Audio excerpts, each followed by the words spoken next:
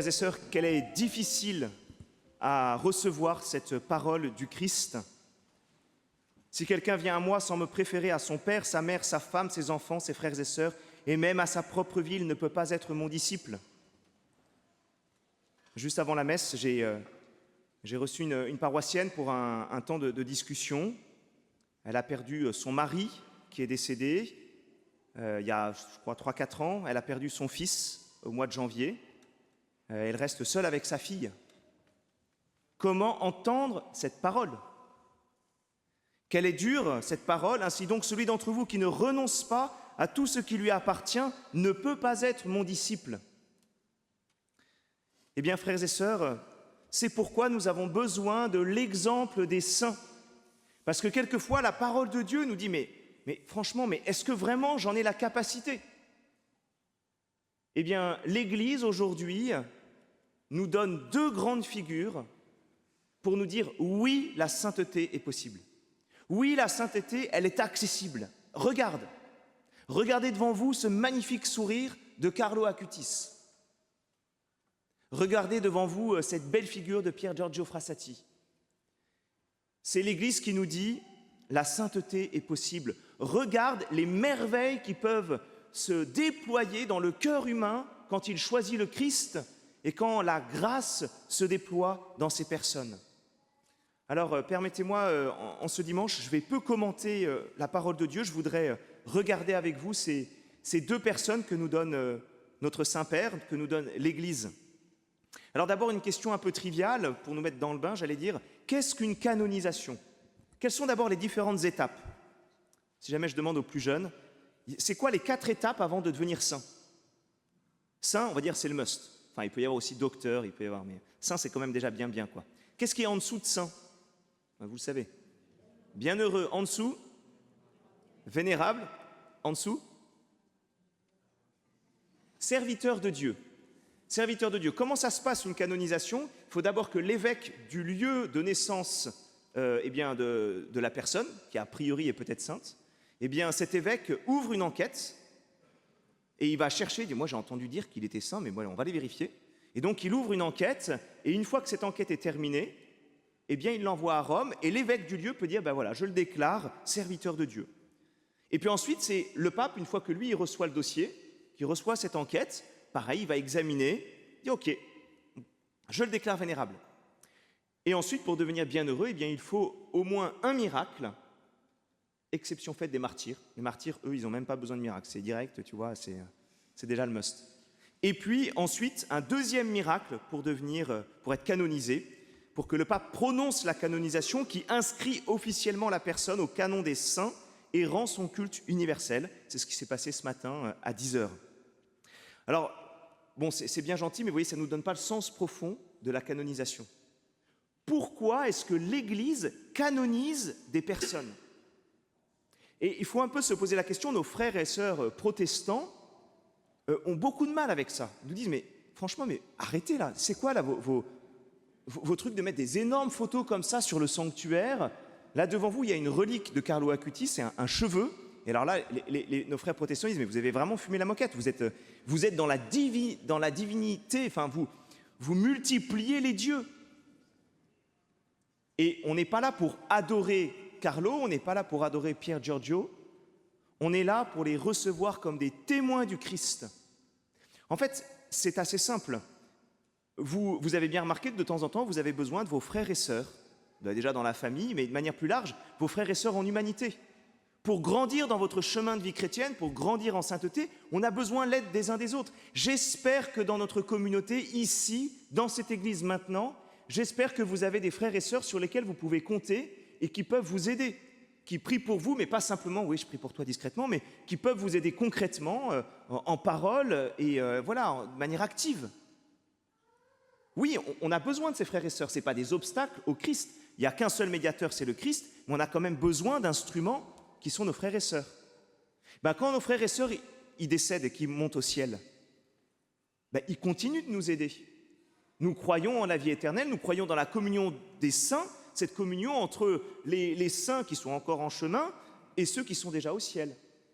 Nos frères et sœurs, vos grands-parents, pour ceux qui ont des grands-parents décédés, pour ceux qui ont des oncles et tantes, des parents, des maris, des enfants qui sont au ciel.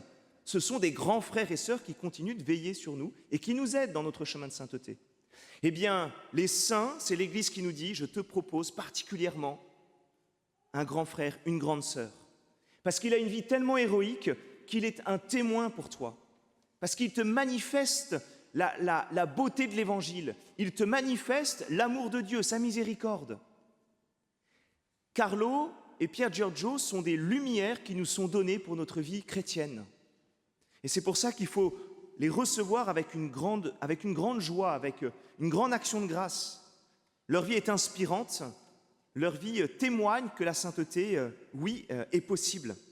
Alors donc nous avons Pier Giorgio, décédé à 24 ans, en 1925, d'une poliomyélite qu'il a contractée auprès des pauvres, j'y reviendrai. Et nous avons ici Carlo, avec son sourire ravageur, décédé à 15 ans d'une leucémie en 2006.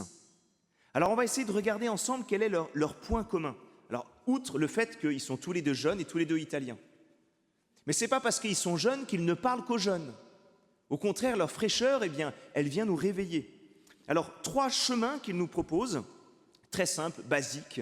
L'amour de l'Eucharistie, la charité pour les plus fragiles et une joie contagieuse.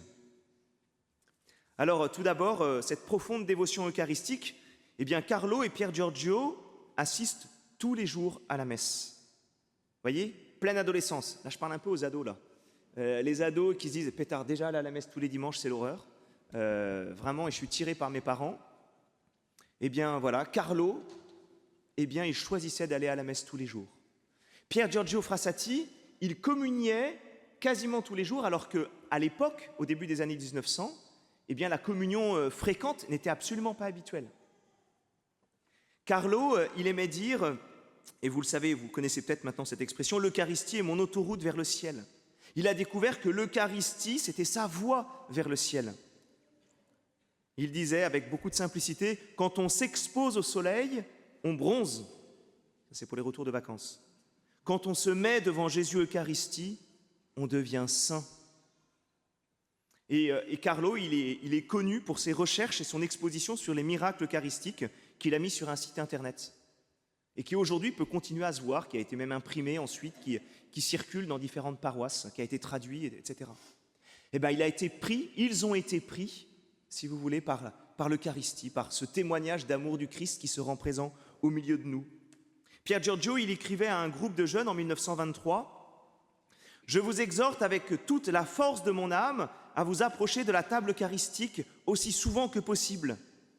Nourris de ce pain des anges, vous tirerez la force de vaincre dans les luttes contre les passions et contre toute adversité, parce que Jésus-Christ a promis à ceux qui se nourrissent de la très sainte Eucharistie la vie éternelle et les grâces nécessaires pour l'obtenir. » Ce n'est pas un pape qui parle, ce n'est pas un prêtre, c'est un jeune de 23 ans.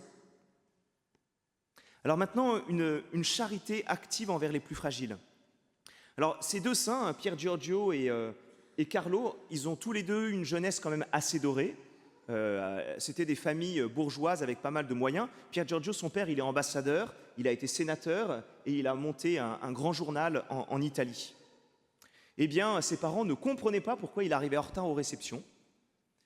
Ses parents avaient l'impression même qu'il était un petit peu, de temps en temps, un peu simple, un peu grenouille de bénitier. Tout simplement parce qu'il allait visiter les pauvres. Et ses parents s'en sont rendus compte quand ? À l'enterrement de leur propre fils, quand ils ont vu des milliers de pauvres venir à la messe pour rendre grâce pour ce saint. Alors, vous voyez, cette charité incarnée de Pier Giorgio Frassati, il récupérait les fleurs des réceptions de son papa pour aller fleurir les tombes des pauvres.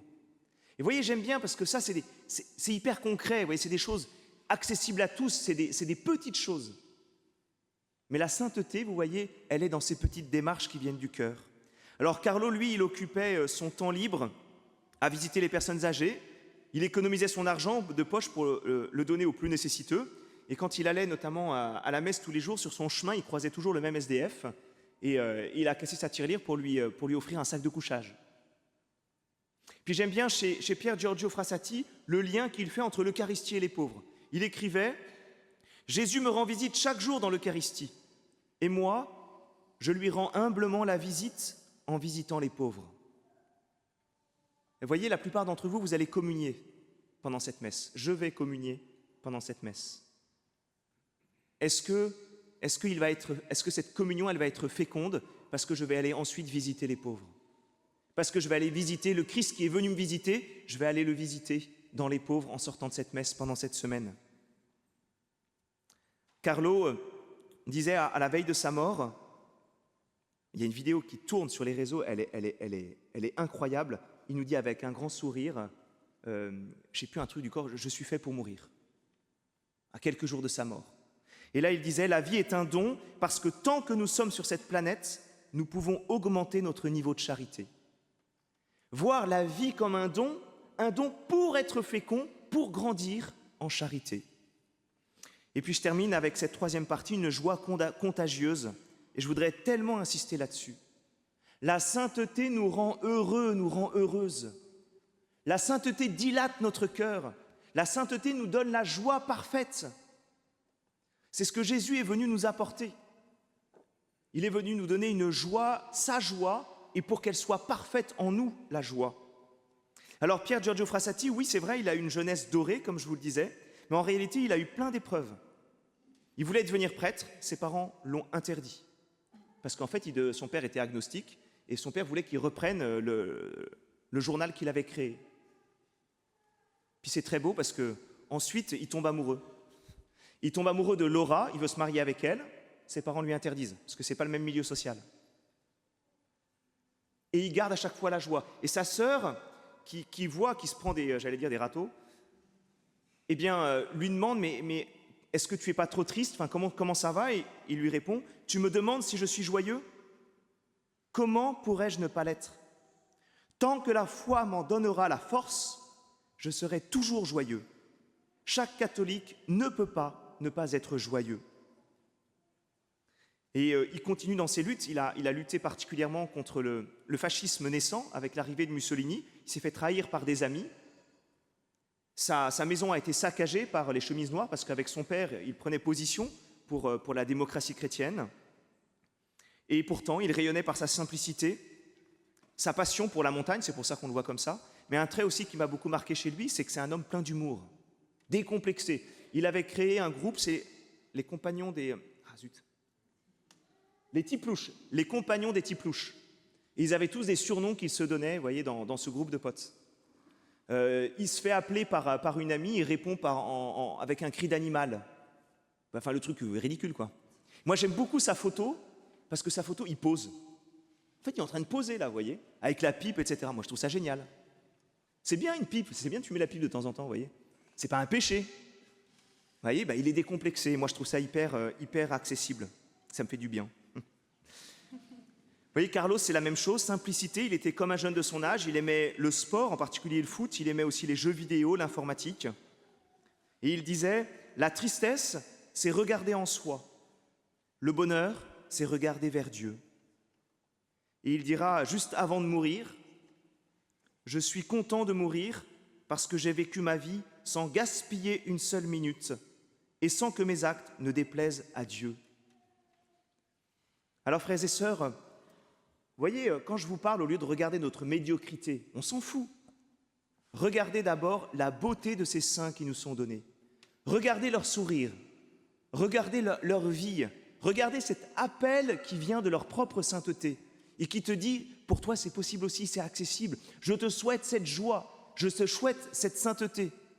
Je te souhaite cette sainteté. Alors avec eux, la sainteté est accessible et on gagne 2 grands frères pour nous y conduire. Alors suite, soyons des amoureux de l'Eucharistie, convertissons-nous à une charité réellement active envers les plus pauvres et témoignons de la joie qu'il y a à être enfant de Dieu. Amen.